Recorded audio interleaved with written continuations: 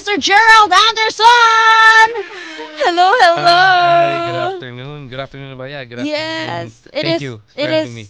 Thank you so much for being here in the program. Kamusta Salamat. naman po kayo? Okay naman po. Okay naman. Ito, medyo busy lang promoting this beautiful film na isang entry sa MMFF Reconnect. So, but you know when you really believe sa proyekto ng ginagawa mo, promoting it is parang sobrang na-enjoy ko.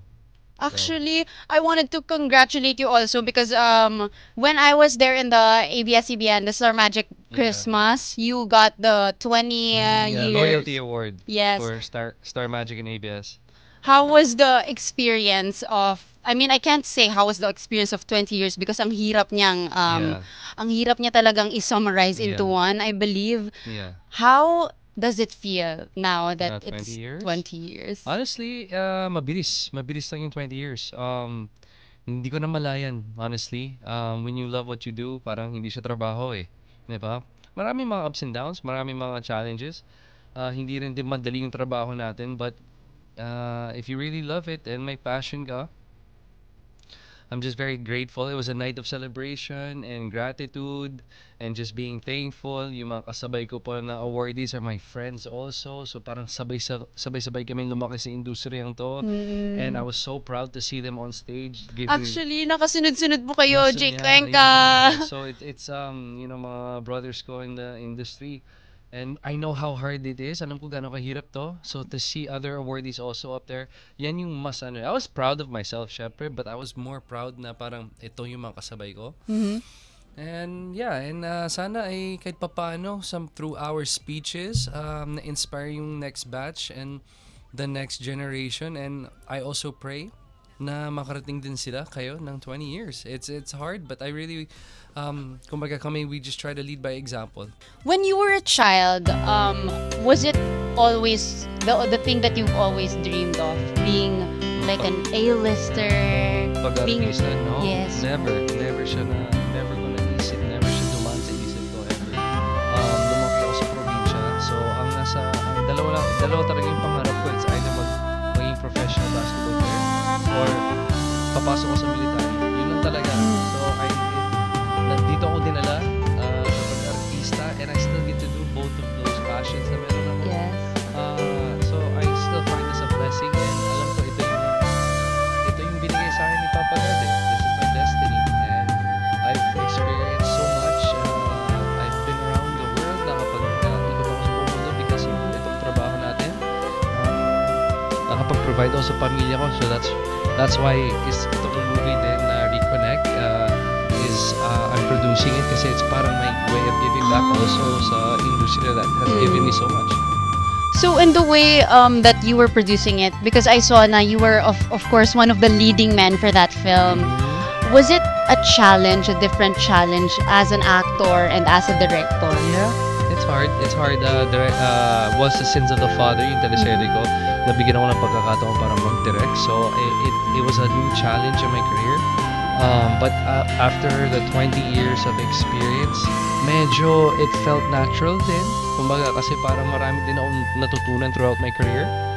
First time ko mag-direct, but I've been around that for how many years na. Nakikita ko, ina-absorb ko rin kung paano nila ginagawa. So, but to act and to direct yourself and to direct other people and to direct fight scenes, mahirap siya.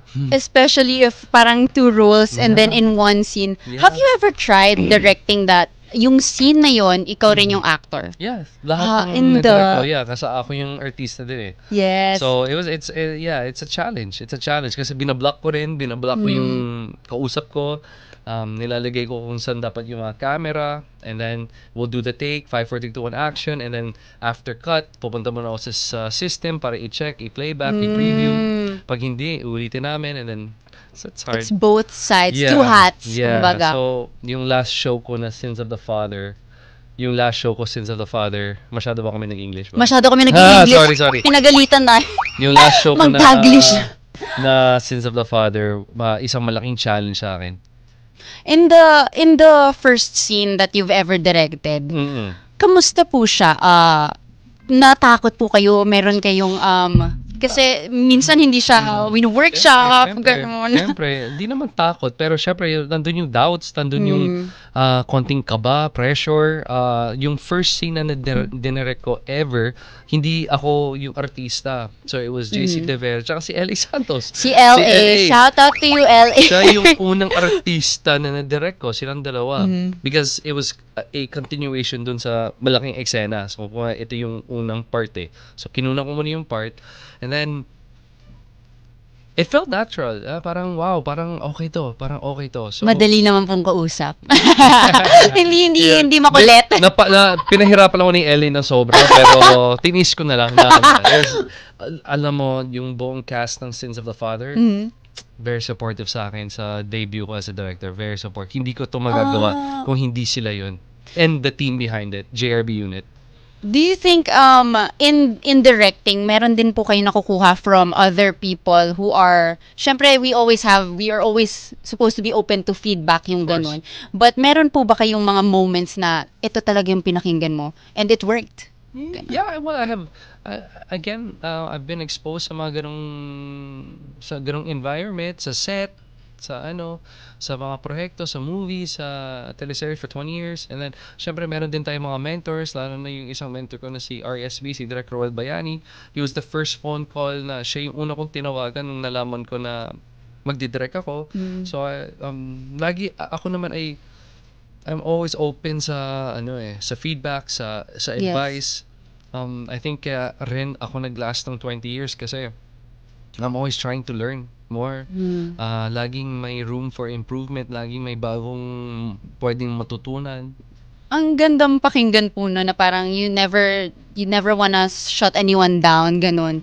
Na gusto mo lagi napapakinggan yung opinions of other people. Yeah. With regards naman po to the show, yung Sins of the Father, how did you start directing? Parang naisip niyo po ba na at this point parang pwedeng, since marami ka pong naiisip in your head na, this could work, that could work, or paano po siya? Siguro kasi naging part din ako ng creative team nung Sins of the Father. So sa mga meetings namin, may mga inputs din ako, may mga storylines ako, ganito nangyayari, ganitong storyline, ito nangyayari sa totoong buhay. So I think it was really Miss JRB, si Miss Julian Santos, yung talaga sa kanya talaga yung idea eh. So it was really, kumaga na sa isang meeting kami and we were talking about this very important scene. Tapos out of nowhere sinabi niya, Jay, ikaw kaya ka mag-direct nito. Ganun lang siya. Ganun lang siya si Miss Julian, ganun yung confidence at tiwala na binigay niya sa akin.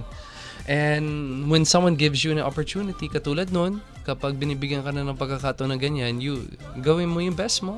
And sa awa ng Diyos, tinanggap naman at naging okay naman kay papano. Of course! Sino ba naman magda-direct? Gerald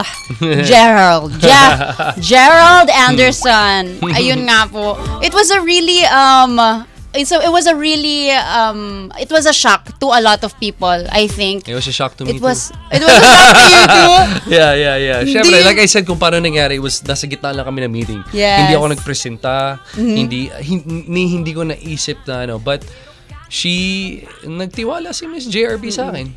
But with the success of Sins of the Father, do you plan on doing that again? Directing more films? Sana, one day, sana nga ay mabigyan ako ng pagkakataon makapag-direct na as a director lang, hindi ako yung artista. Hindi lang. Sana. Pero syempre, like I said, lagi naman ako open and I need to learn more sa craft na ito kasi iba naman talaga siya sa pag-artista.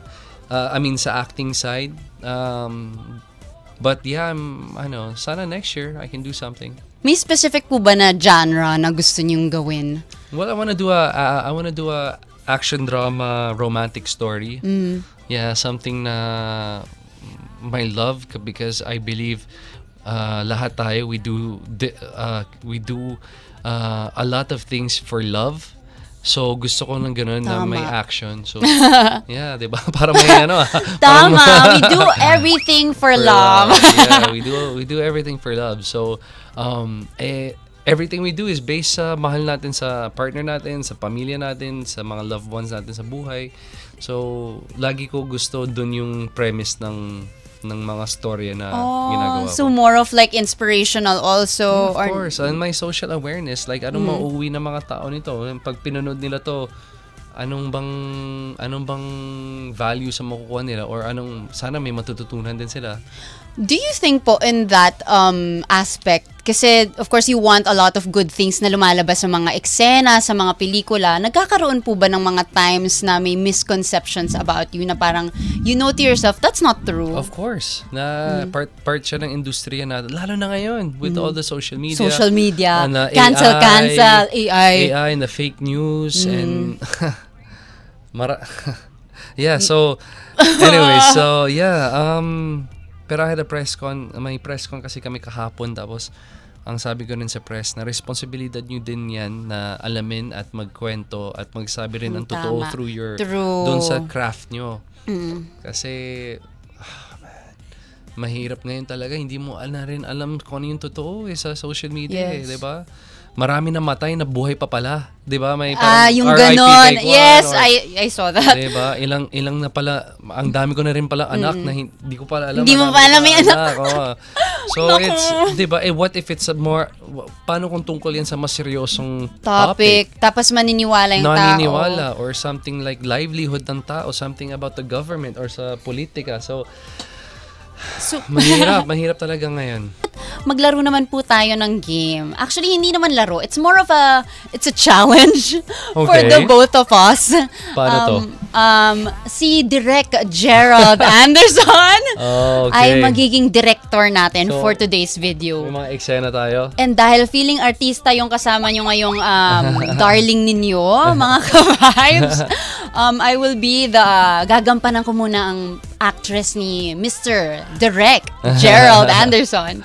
Okay, so para sa sa ating game at challenge, meron po tayong fish bowl, 3 scenarios ng aactingin natin today. Okay. So ang gagawin po natin, you will challenge me. Ay, parang baliktad, dapat ako yung nagcha-challenge sa kanya. Bakit? Paano to? Challenge ko yung sarili ko. Okay. So may mga scenario tayo. May scenario po tayo. Tapos bubunot po kayo sa ating maliit na fish bowl kung anong gagawin na scenario. Okay. Do we have a fishbowl? Ay, or ayan na. Okay. So, scenario 1. Tama? Yes. Nakakaba to. Scenario 1. PBB It's time for the... Sa dining area, romantic. Okay, so... What are we, so dapat romantic dining area, romantic. Okay, so let's... Sige, so kunwari kumakain tayo isang romantic dinner spot. Tapos, first time natin parehas, pero ito ay matagal mo nang gustong puntahan. Ready? 5, 4, 3, 2, 1, action. Ano babe, gusto mo to? Di ba matagal mo nang gustong puntahan to? Oo, grabe naman. Kasi the steak, I remember, alam kong masarap siya. Yung kahit anong luto, raw, medium rare, lutong-luto, it's the best. Babe, ano bang pinakagusto mo? Raw, medium rare, fresh? Medium rare lang naman. Ikaw ba, anong gusto mo? Ako medium rare din. Okay. Tsaka kung anong gusto mo, yun din yung gusto ko eh. That's so sweet naman. Bibili ka na, alis na tayo. Grabe naman. Cut! Ayan na nga po mga ka-vibes. Gerald Anderson and his directing moment.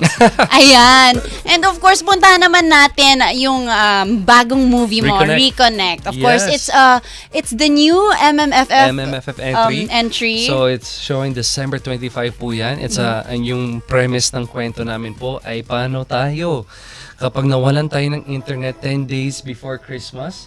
Reconnect yan po yung poster namin. Yung kumaga sa panahon ngayon na puro tayo cellphone, puro tayo social media, puro tayo internet, puro tayo posting. What if nawalan tayo ng internet? Marunong pa ba tayo makipag-usap sa mga tao? Kaya ba natin makipag-bonding pa rin sa pamilya natin? Kaya ba natin kumain sa dining table na hindi nagsi-cellphone? Kaya ba natin magtrabaho? Kaya ba natin makipag-reconnect sa mga loved ones natin? Nakakaiyak po ba yung pelikula na yan? Meron. Ini-expect ko na kasi yung ganda ng trailer sa totoo lang. Parang, manood ka. I will! Kasama si Alexa. Shout out Alexa! Yes, she's part of the movie. Ang ganda rin ng kwento niya. Isa siyang scammer dun sa pelikula.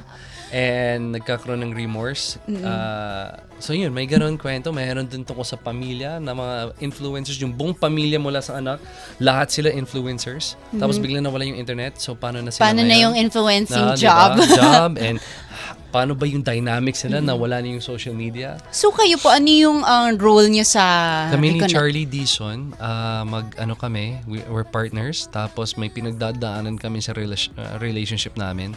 Tapos, nag-email ako sa kanya, yung character ko sa kanya, ng breakup email na sabihin ko, I think it's time na mag-break up tayo. Tapos And then, nawalan. nung na-send ko, napindot ko yung enter or send, bigla nawala yung internet. Nawala yung internet.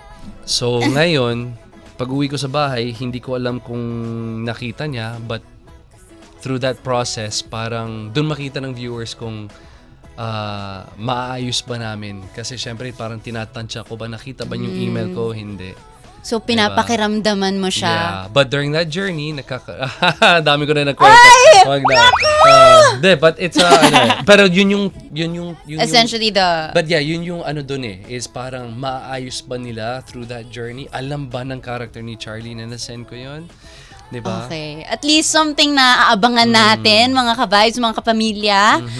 Parang ang naman nun, nakakakaba. Kasi if that happened to you in real life, diba? Diba? And I mean, it's a very relatable movie. Marami makaka-relate. At napapanahon sa mga sa buhay natin ngayon. Kayo po ba, in that film, meron din kayong mga you took creative direction din sa part? Actually, nabuo yung konseptong yan, nabuo nung nag-shoot kami ng Bybus, isang Netflix series na ginagawa namin ni Ann Curtis ngayon. Nasa loob-looban kami ng Zambales, nawalan kami, Starlink, walang signal doon, nasira yung Starlink. Starlink talaga. Nagkagulo lahat ng tao. And nakita ko na yung panic na nawala yung internet, nawala yung signal. Doon nabuo. From that situation sa filming ng Bybus. Yes. Kanina lang in-announce ng Netflix Philippines yung Bybus at na-post na namin yung teaser. So, abangan niyo. So, pwede niyo panoorin yung teaser namin. Oh, congratulations din po! Yeah. And of course, grabe sa Reconnect, I feel like marami ding mga viewers will, I think, relate to that. Yeah. What do you think is the most important lesson? Don't take for granted yung presence, yung moments, yung stay grounded, stay present sa nangyayari sa day by day. Like, hindi minsan kaka-social media natin, kakakumpara natin sa buhay ng ibang tao, kakatrabaho natin, hindi natin alam na yung mga tao sa paligid natin napapabayaan natin. So, don't take anything or anyone for granted. That's a very good lesson, mga ka-vibes. I hope na napakinggan nyo ang ating conversation with Gerald Anderson. Ang oras natin, 5 na po ng hapon. And of course, maraming salamat sa pagtutok. And thank you so much, Sir Gerald. Salamat oh my din, God, Sir salamat Gerald. din. Direct Gerald, I will call you direct na from now on when I see you. Maraming salamat po. And last, baka you want to invite our viewers po to watch? Ayan. Saan mapapanood? Sana po ay mapanood niyo po ang Reconnect this Christmas Day, December 25. Entry po siya sa MMFF. Again, lahat po ng mga movies ay maganda at lahat po gawang Pinoy. Pero syempre po, unahin niyo po yung Reconnect at hindi po kayo magsisisi. Merry Christmas. Directed by Jade Castro. And Ayan. napakaganda po ng casting. So sana po ay mapanood niyo talaga. It's a beautiful film. Marami makarelate. At see you guys sa mga sinehan. Merry Christmas. Maraming salamat po,